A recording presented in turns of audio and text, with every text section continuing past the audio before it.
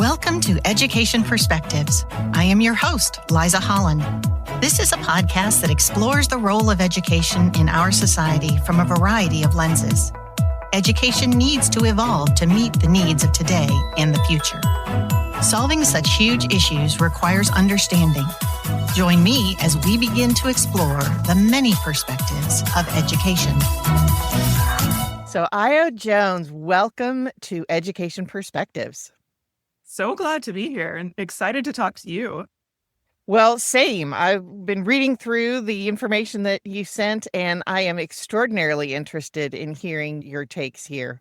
But I can't let you get away. Yeah, I can't let you get away without the big 30,000-foot question of why do you think that we as a society invest in education?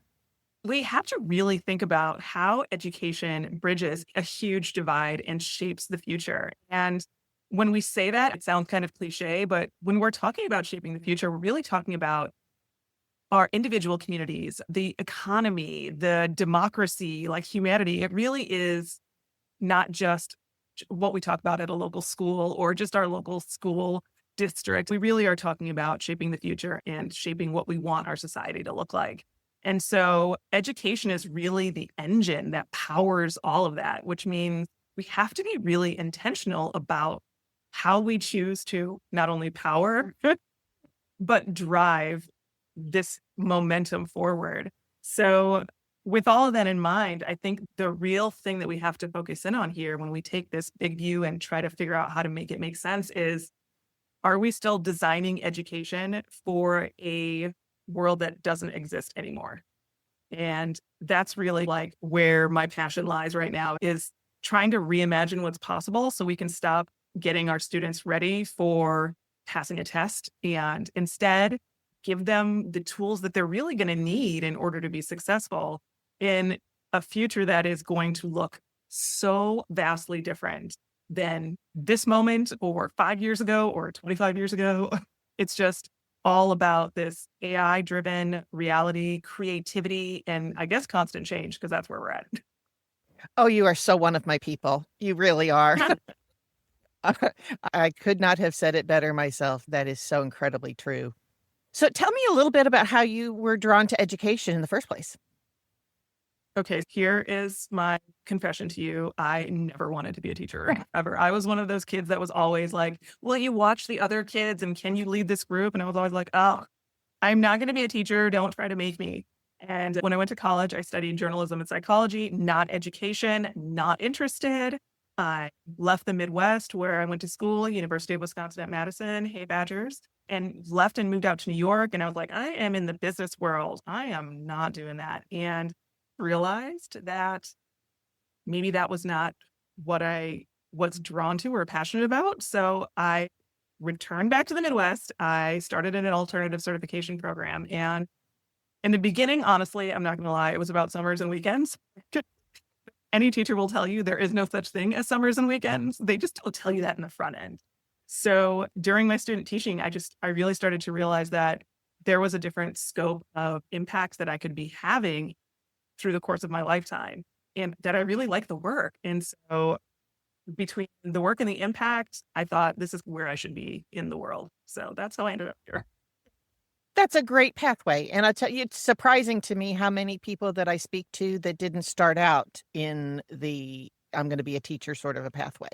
And myself included. I'm not a teacher, but I admire teachers very much.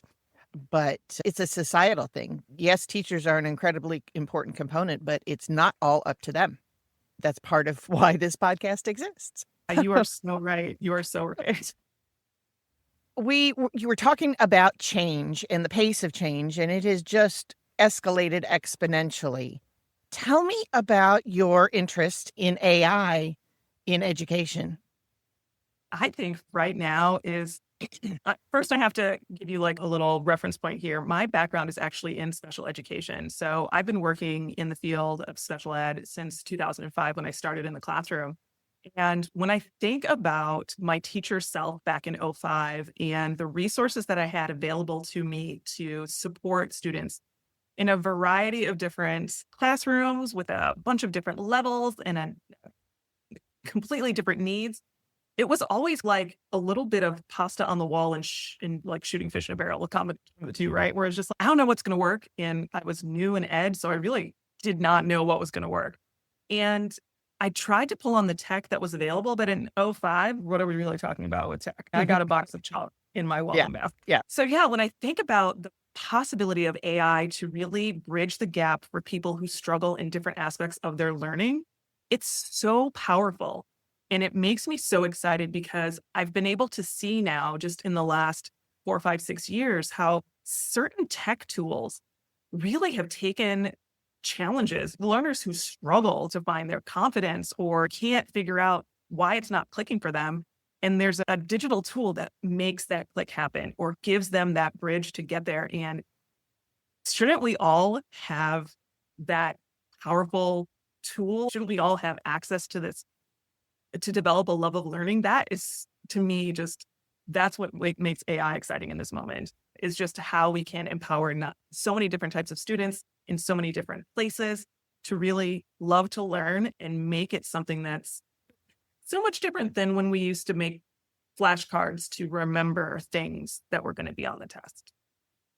Boy, that's exciting. And I see that for all children, even beyond special ed, that the system that we have is not really working.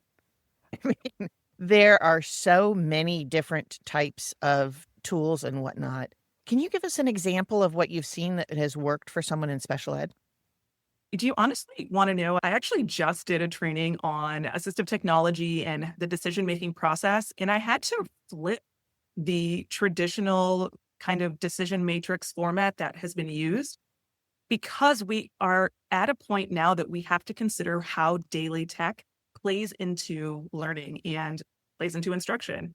And so when I, again, think back to like way back in the early 2000s, trying to decide on assistive technology, things that we would choose, we had to fill out 17 mimeographed papers in order to get the tool that had to be brought to us from the main office, and it required a training and an after school. It was a whole ordeal. And a lot of the tools that I initially advocated for are now on our phones. When we think about things like magnification, text to speech, text prediction, we're talking about tools that were supposed to be assistive tech learning tools from back in the day, and now they are just part of our pocket Swiss Army knife. And so when we think about like, how are the tools helping students in the classroom? What's an example?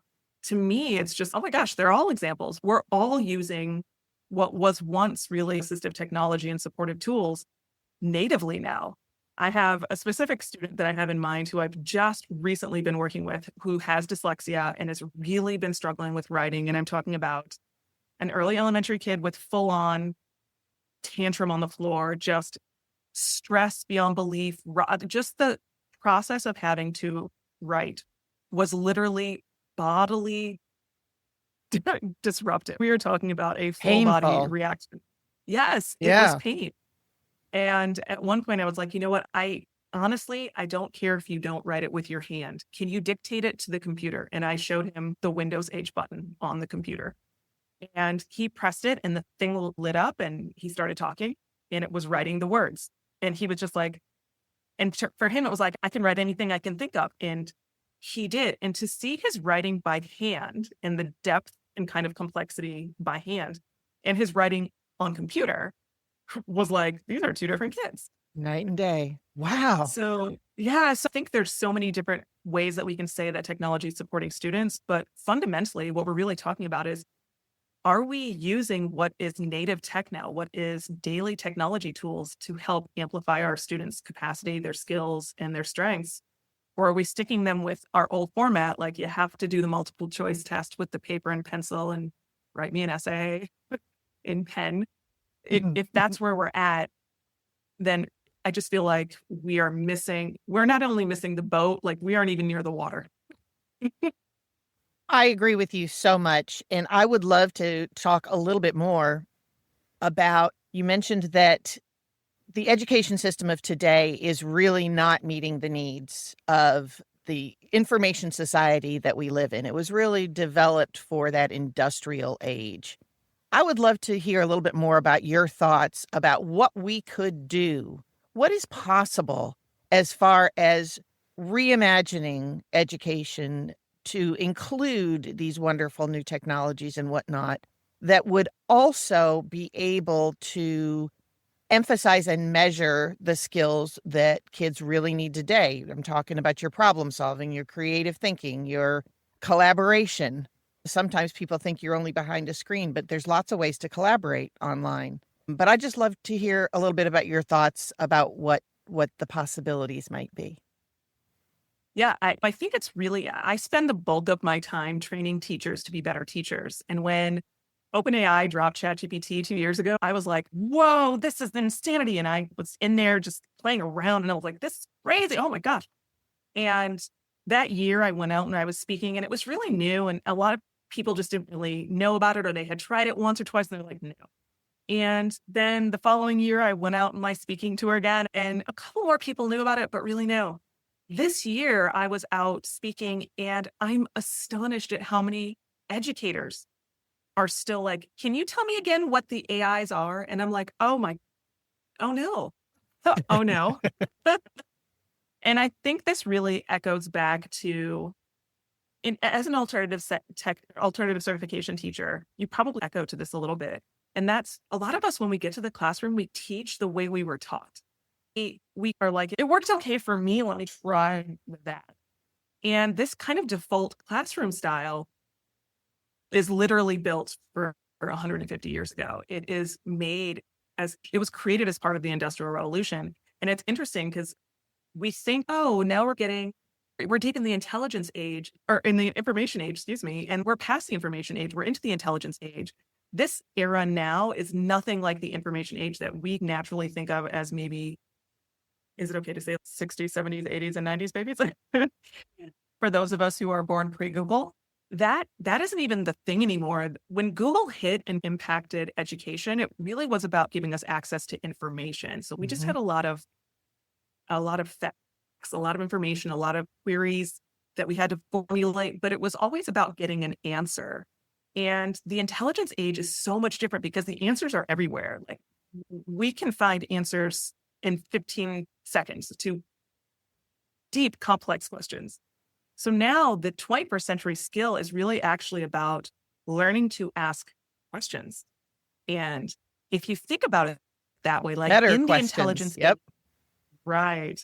In the intelligence yes. age, the answer is no longer the goal that we've been searching for. And I think up until now, we've always thought about the answer as the ultimate endpoint. We're thinking that in order for my students to show learning, they have to know the answer. And now the answers are a dime a dozen. The answers have no value anymore because we can get the answers. The value is in the question. I love Do our that. students have the creativity, the critical thinking, and the technology fluency to ask good questions and then filter or analyze or evaluate the answers? So this, to me, it really is a 180 where we move from the answers to the questions. And I think that's this moment that we're in it's really difficult for the field of education. And our teachers really have to rethink instructional pedagogy so that we're focused on the right thing again. And I think that's difficult. We're all really stuck on, doesn't AI just make all the students cheat? And it's just foundationally the wrong thing to get stuck on. It's just not equal. The fear is real, and it's teachers being so incredibly worried about them not knowing more than the students. And that's honestly one of the things that I hope comes out of this, is that teachers can find themselves more in the role of coach than that sage on the stage sort of a thing where they know everything. Because we have to produce lifelong learners now. It's not enough to just go through school, even through college, and be done. I heard a statistic recently that it used to be that a 4-year college degree would give you the skills to last for about 30 years. Now it's 18 months. So things are changing. That is frightening. Yep. Things are changing so rapidly. And I tell you, you have a neat framework that you have developed for guiding this kind of inquiry-based learning called the PEACE framework. Yes. And I would love for you to tell us a little bit about that. I really was looking for a way, as a person who goes in and out of classrooms all the time, I'm seeing a lot of different teachers at different levels who are some trying to figure out how to use AI in the classroom and some really still in that fear point. And I really wanted to find some way that seemed easy and tangible to implement that really did start to turn the train around and flip us in the other direction. And so the PEACE framework is really about AI-powered inquiry-based learning. And I know that almost feels, I shouldn't say inquiry-based learning, because is that not a throwback to 35 years ago or more? Yes, I know it is. It's But 2.0 or 3.0, maybe even 5.0. all things old come back in style eventually. Yep. Friends. But really what the PEACE framework is about is saying we actually need to focus on this questioning process more so than anything else. More than the answer is the questioning process, and then synthesizing the results to create some kind of evidence, some kind of artifact. So when we break down the PEACE framework, we really start with adjusting our instruction a little bit so that we're asking students or provoking students or sparking curiosity a little bit in the direction of our state standards, of course. And this allows them to lead through their own curiosity. So by doing this, we're positioning an idea or a topic or a concept or a skill, and then letting them go freely in terms of what it is that's driving their curiosity. And that P of provoke is where we just let them go wild. Ask a lot of questions. Question storm. How many questions can you come up with? What do you want to think about? And again, it's because the questions are now more important than the answer. So we need an entire framework where we're just going to say, you know what? It's questions. What kind of questions can you come up? The crazier the question, the better. And that just gives us this moment of momentum when we get into the inquiry phase. And I know PEACE is with an E and not an I, but that is because when we talk about inquiry, it's not about finding an answer. It's about being curious, diving into a concept. And so we get there and it becomes, how do I now phrase, draft, or create a query that captures the essence of my curiosity? And this is very iterative, right? Like, how do I go back and forth with technology? And if I don't have AI in the classroom, how do I develop a really robust question that has a lot of different elements that's more than how I ever was taught to Google? And remember, we all are a little bit of a Google people, right? But when we Google, it's really like, how do you make a pie? And when we talk about doing really good inquiry, it's really about how do we craft a robust question that is AI ready, that has all of these different components and elements so that it gives me the best result from the technology. So once we get past those first two phases, then we get into the analyze phase, where now we have to look at what the return was, look at what the results are, and figure out, is this biased? Does this answer the question or the curiosity point that I started with? Do I need to rephrase my question and reimagine what I was asking so that now I learn that it's not about, did I get the right answer, which is very much where we are now, right? Teacher asks a question, I either get it right because I'm so great, or wrong because I'm not. And that age is over. That age is so over. So now, thank goodness. Yes, right. In this analyze phase, it's like, I have to evaluate the quality of the result. I have to figure out if it was good, if it was right.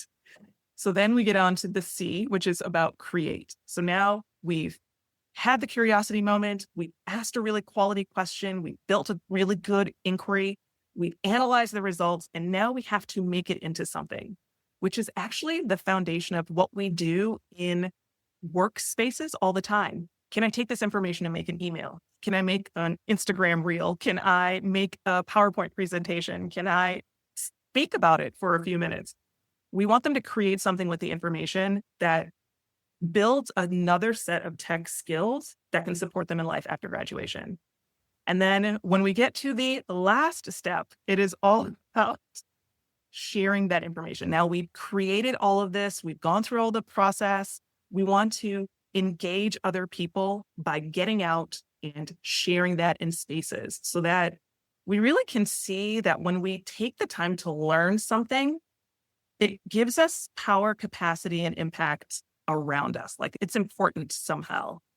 And I think when we think through what I've just said, hopefully it's all made sense and I've positioned it well. No, it's been terribly eloquent. I was thinking this needs to be a reel.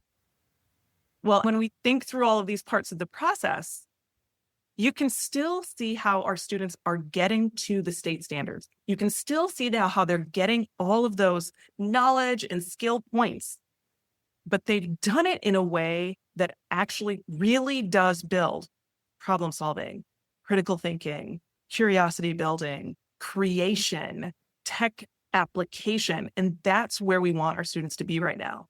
We do not care if they can tick off all the bubbles on a Scantron. Like that moment is over, and we just have to catch up now. Tell me about your experience in assessing that. When I talk to educators, a lot of times they're like, yeah, I know we need to be teaching these profession-based skills, as it were, but how do you measure that? You can't do that just on a test. It's, again, all about the answers versus the questions. But where have you seen success in assessment using this model? I think when we look at how we assess, and we're stuck in our assessment box. So I'm going to say we're in our assessment box.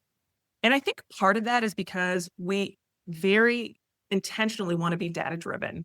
And when we take our data points in a certain kind of way, it makes it easier to give a numerical representation of performance.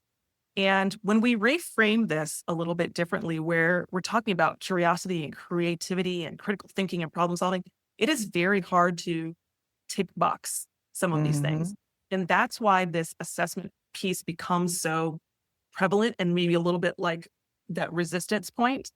But if you think about, let's just pull up comprehension, because I feel like that's something we work on at every grade level, right?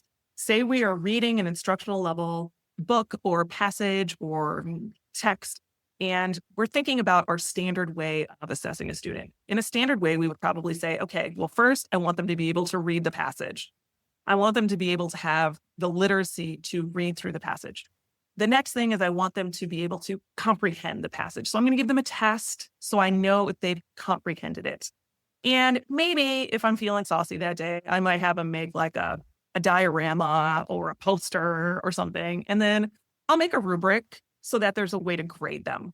And now I have a couple of different assessment points. I've rated their fluency, I've asked them some multiple choice questions, and I gave them an opportunity to make something, and I graded it on a rubric. We're really good about that. But now let's put that to the side for a second and think about this inquiry-based learning kind of model. When we think about that first moment where we are asking our students questions, we're driving them towards our specific knowledge or skill, and then we're allowing them to ask different questions. In the process of asking a question, you have to understand vocabulary and concepts. In other words, like, I can't ask a question if the words don't make any sense to me. So even before we even get to the first kind of phase of what our students are going to be doing, we can take a moment and really start to dissect if our students have an understanding or comprehend what they have been doing. So let's say we're reading a book or a passage and we're like, okay, let's really drive them into the motivation of the main character. And as the students sit down to start asking questions, you've got some students who are asking very eloquent, very vocabulary dense question. And you might have another set of students who are not touching on the vocabulary very well. I can now say, okay, in my assessment, in this moment where I've taken an assessment, I can see these students are using vocabulary appropriately, whereas I have a few students who are not. Let's go back and remediate so that we can get all these students asking more high-level questions. That was an assessment. Nice. It didn't come with a fancy Scantron or a weird rubric that you're like, oh, I got it. We as teachers now have to evaluate our students in a different way to still get that assessment point. Now, we've got them asking good questions. That's great. They go to do some inquiry and they're asking their questions with their AI companion or with each other if you don't have any AI in the classroom and you still want to implement this model.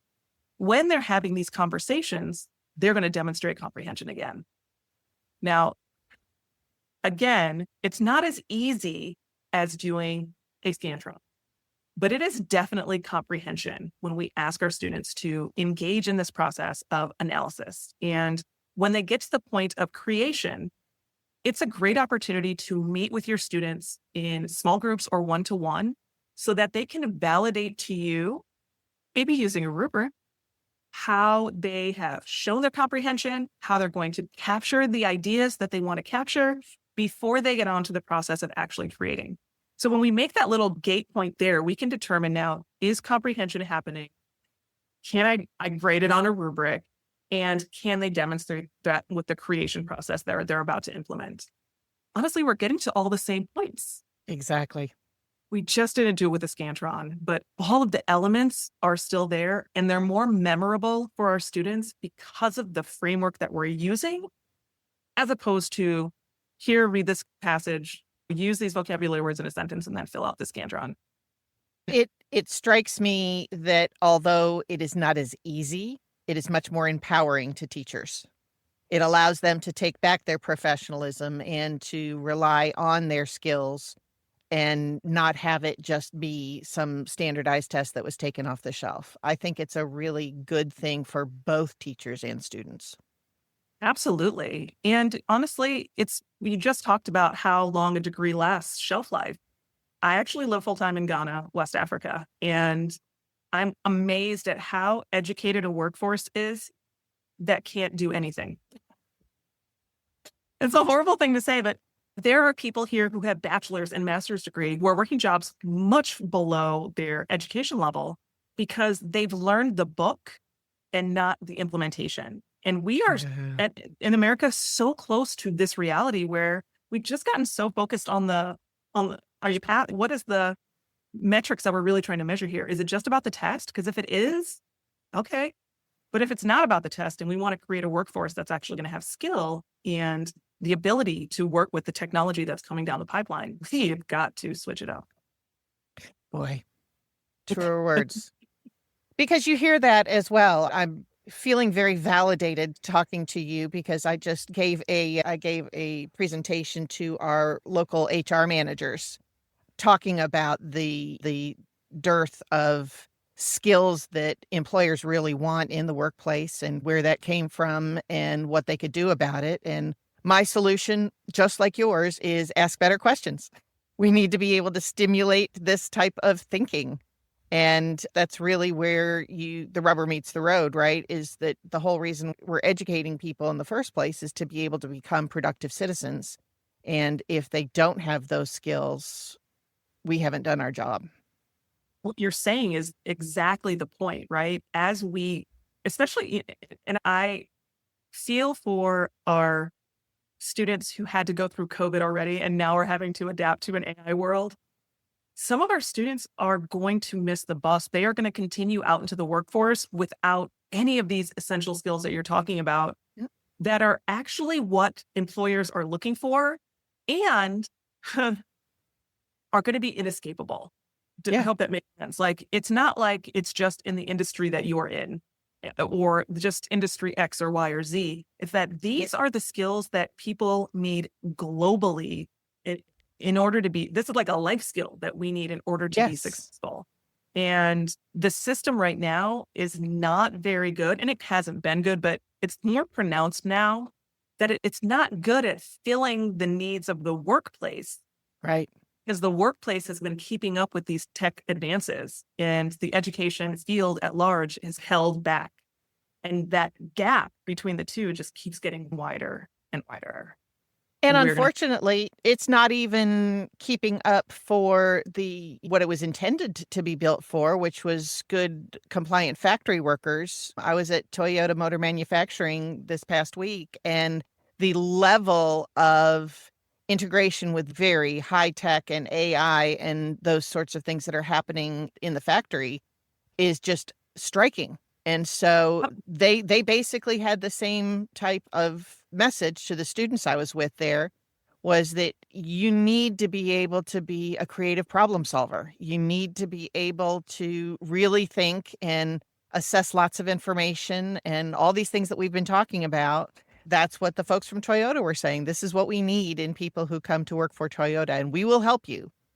This is how you need to start thinking. And it was just, it's the continuum is there, and it's just up to us in education to be able to lay the groundwork to make that pathway better. I even see the Carnegie Foundation, upon which all of this was built, saying we need to change. This is definitely a moment that is so much bigger than just teaching, and it's so much bigger than just education. It really is about creating individuals and preparing individuals to keep up and be successful and functional and have a good quality of life in an era that's going in a space that's going to look so much different than it does right now. When we think Absolutely. about kids who are 10 or 12 or 15, my goodness, their retirement age is in 60 years. What is it going to look like in 2080 or 2085? Oh, yeah.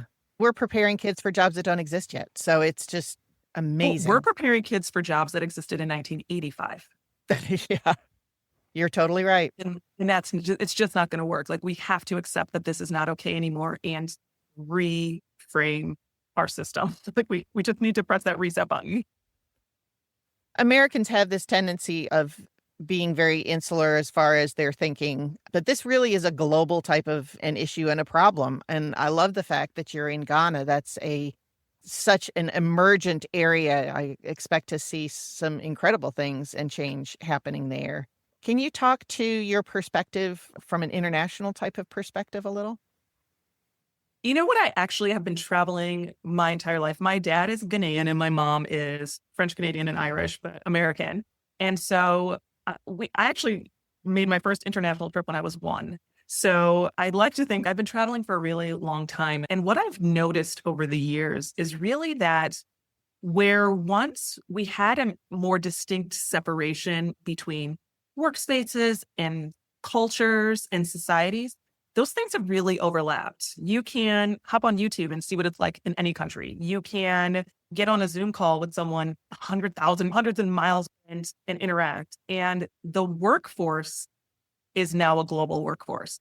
So it's really interesting as other countries step forward and start including AI education as early as elementary. They start implementing different types of protocol for their workforce training, that the United States is taking kind of a moment where they're hesitant, I think is actually a moment that other countries will step up and say, oh, but we are going to train on this. We are going to get our workforce ready.